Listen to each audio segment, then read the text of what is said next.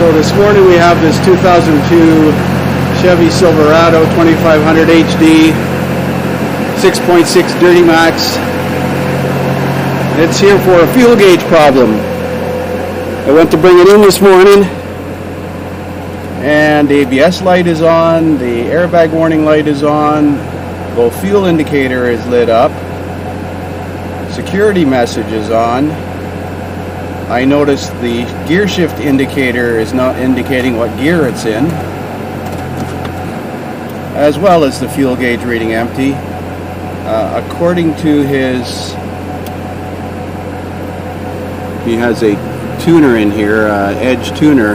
According to his Edge tuner, it was showing the correct fuel level, but I don't know if it is now.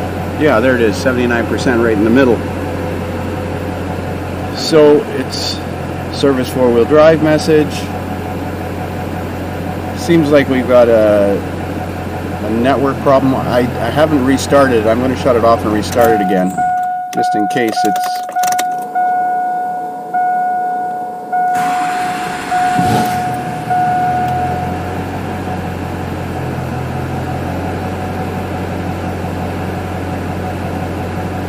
See, the oil pressure gauge is fluctuating too as well, but that's probably a faulty sending unit. No, battery warning light on. It is charging according to the voltmeter over there. Well, I guess we got to scan it and see what kind of codes we've got. So we're going to do a network code scan on this truck. Oh, it won't let me.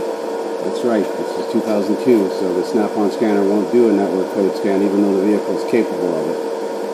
Well, let's go into the computers individually and see what we've got.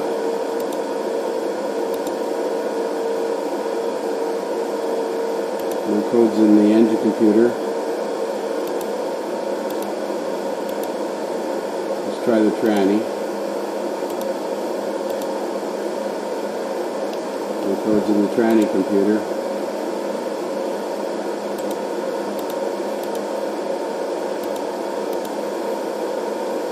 Let's try the ABS. Display codes. Current. No codes in the ABS. Yet the ABS message is on. Let's see if we got any history codes. Right front wheel speed sensor erratic, right front wheel speed sensor, no signal. Alright. That's in history. Let's try the airbag because that message was on. Current codes. Lost communication with the instrument cluster. That's what I expected to find, was an instrument cluster communication code. Okay, let's try the instrument cluster.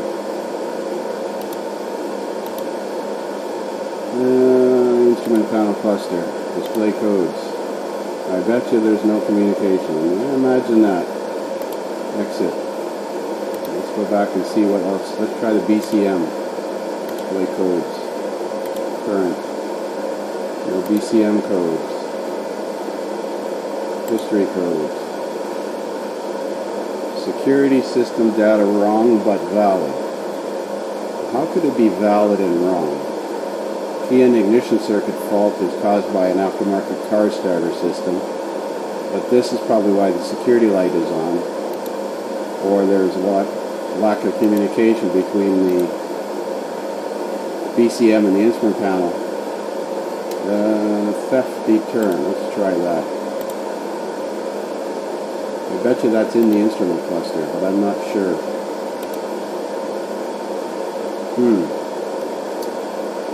Oh boy. Well, I suppose we better check some fuses first. So looking at a network wiring diagram, this is all class 2 serial data on this thing. From pin 2 at the DLC, it goes to splice pack 205 on the left side of the dash, then to the HVAC controller, but I believe that's only for dual zone AC, which this does not have. I've got no communication with the HVAC controller, but it's a manual AC system, so it may not have that. I do have communication with this module, so that means that wire's good. I do have communication with the transfer case controller. I do have communication with the BCM. and the powertrain control module. It doesn't have rear wheel steering or a memory seat module. I do have communication with the transmission controller. I'm not sure if the driver information center exists or if that's part of the instrument cluster, but I don't have communication with the instrument cluster. So unless there's a dedicated wire from the splice pack to the instrument cluster that's compromised. I didn't try the airbag. Let's try the airbag. Oh, I did. Yes, it had no codes, if I remember correctly. Lost communication code. So, let's go back to this diagram. So I do have communication with this, but it's not talking to the instrument cluster either. So we're going to check powers and grounds to the instrument panel cluster and see if we got any blown fuses. So it looks like we have 4 fuses feeding power to the instrument cluster: ignition 3, off run crank voltage, ignition 1, and battery power. So we're going to find these are in the fuse block. One's under the hood and one's under the dash, or 3 are under the dash. So this 15 amp radio fuse is good.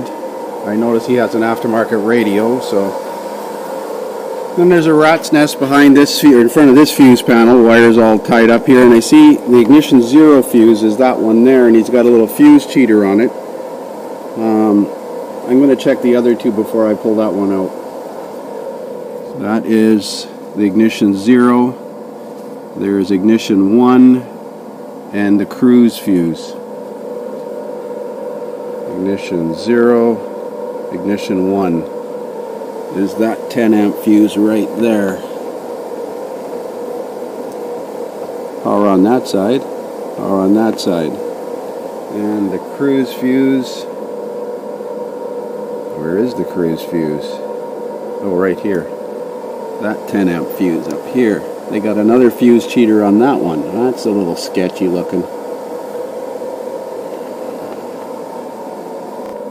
So they had a fuse cheater in this 10 amp cruise fuse, and that one checks good. Now I did pull it out and put it back in, and they had a fuse cheater in this ignition 0 fuse. I don't know what they're stealing power off, or probably the edge tuner or some other aftermarket accessories.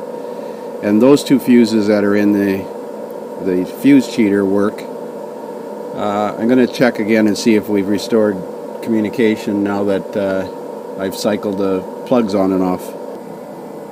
So I still have no communication with the instrument cluster even after cycling those 2 fuses. So I'm going to pull this dash apart and pull this cluster out and check powers and grounds up to it. So tilt the steering wheel down and put the shifter into drive or some other gear other than park. You can pull that plastic trim off. Now normally you just pull it off, but he has an aftermarket idle up switch attached, so I left it connected and disconnected the nut that holds it in the cover. Then there's 4 retaining screws that hold that cluster in there, 7mm headed bolts. Look at the wiring in this thing, it's just, oh well. So with the instrument cluster removed and turned off to the side, at least GM gave us enough wire to do that. We're going to be able to backpin these terminals here and check for power. With the cluster powered up, that puts a load on the circuit, and also check the ground circuits on here. In this diagram there was looks like 2 grounds, no, 1 ground, A8 black and white wire. It's probably this one right on the corner. We'll check that ground first with a voltmeter. So here's a connector view of that instrument cluster connector, and that terminal with the black and white wire, which I thought was the ground, was actually low washer fluid supply indicator voltage. And it's A8, which is on the other side, and I've got it pinned on there right now. Or at least I had it, but my wire fell off. That's the top row. That pin right there. And we got 0.12 volts on the ground, so that's okay. Pin 9 right next to it is battery power. I can't see up here. And I got 13.2. I got a battery maintainer on it right now, a clean battery charger. And the next pin over is ignition voltage as well, and I got 13.3. So that was 8 and 9. A8 and A9 is, or A8 is ground, A9 is battery power, A10 is ignition power, and A4, which is a brown wire, is ignition power. So that's the brown wire up here. 1, 2, 3, 4. Well, that's not in the right circuit. I gotta get a better look at this. So pin A4 is ignition 3 voltage, and I've got 13.3 on that one. That's the 4th pin over on the top row. And there was one other one, B6, so that's another row, and that's a pink. So that's pin B6, which is pink. 13.2 volts on that wire too. Remember, I got a battery charger on, that's why the voltage is high.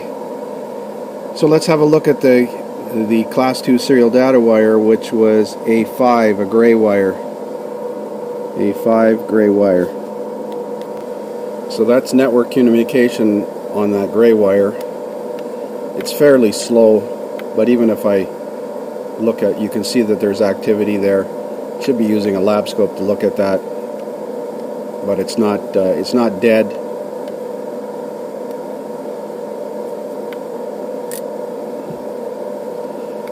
It's about 7 volts if I remember correctly. So there's definitely communication there. That's what class 2 serial data looks like on an early GM. And that's backpinning pin 6. No, pin 5, A5, the gray wire, circuit 1036 at the back of the instrument cluster. So based on all of this, powers and grounds, 4 powers, 1 ground, they're all good. And network activity to the cluster, I'd say the cluster has failed, unfortunately. We're going to cycle the connector on the cluster and see if it wakes up again.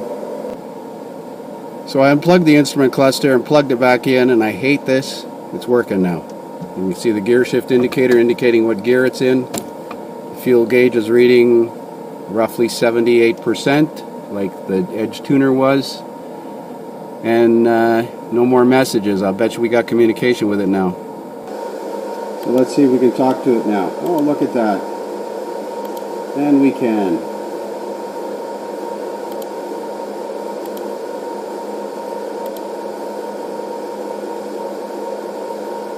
So what fixed it now? I did pull 2 of the fuses out, so repowered those 2 circuits, and that didn't help. I believe the customer had disconnected the battery and reconnected the battery, and that didn't help, but I'll have to ask him. So there's the vehicle running now, no more warning lights on. All those warning lights defaulted as being on because of instrument cluster issue, or did just moving the wires, but mind you, I had the instrument cluster moved and it still wasn't working.